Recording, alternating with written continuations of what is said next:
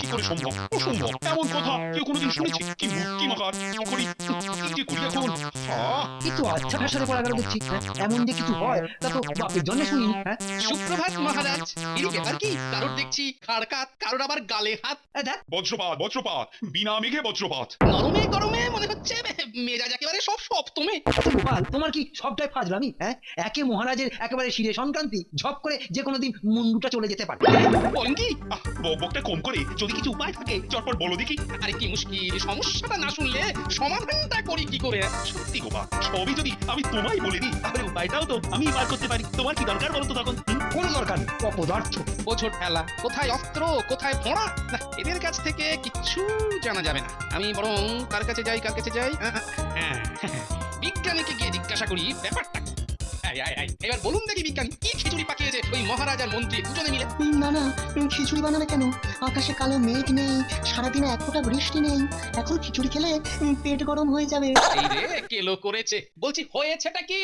ও তাই বলো, নবাবে দুধ এসেছিল। হ্যাঁ তাই নাকি? হ্যাঁ, তবে আর বলছি কি, আর সে এসে যা শুনিয়েছে।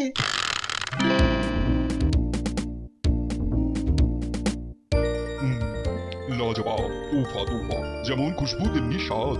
তবে বলুন কেমন খুঁজে খুঁজে একেবারে খাঁটি ফলটা বেছে এনেছি। কিন্তু একটা ব্যাপার কিছুতেই আমার মাথায় ঢুকছে না। মাথা থাকলে তবে তো ঢুকবে। কিছু বললে? না না, আপনি কি যেন একটা জানতে চাইছিলেন? আমি? আমার আবার কি জানার আছে? সাথে কি বলেছিলাম মাথা বলে কিছু নেই? ও হ্যাঁ হ্যাঁ, মনে পড়েছে মনে পড়েছে। আচ্ছা উজি, এই যে আমি এত আপেল খাচ্ছি তাতে হচ্ছেটা কি? গোষ্ঠীর পিণ্ডি। আবার কি সব বলছো বিড়বিড় করে? না না না, বিড় করবো কেন? এই তো জোরে জোরেই বলছি, আপেল খেলে পুষ্টি হয়, ঠিক যেমন হাসি মারলে ফিষ্টি হয়, যেমন ছানা পাকালে মিষ্টি হয়, যেমন। ব্যাস ব্যাস, মাথা মোটা কোথাকার। আচ্ছা, এরকম কোনো ফল নেই যেটা খেলে বুদ্ধি বাড়ে? থাকবে না কেন, থাকবে না কেন, নিশ্চয়ই আছে। আছে? সত্যি বলছো? এমন ফল আছে? এই রে, একবার যখন বলে ফেলেছি আর থামলে চলবে না। আলবাত আছে, 100 বার আছে। তাহলে কান খুলে শোনো, ওই গাছের ফল আমার চাই, যে ফল খেলে বুদ্ধি বাড়ে। তার বলতে আর শোনো, ওটা জোগাড় করে আনতেই হবে তোমাকে, বুঝলে? আমার যেন আর কাজ নেই, কিন্তু নবাবকে এখন ঠেকাই কি করে?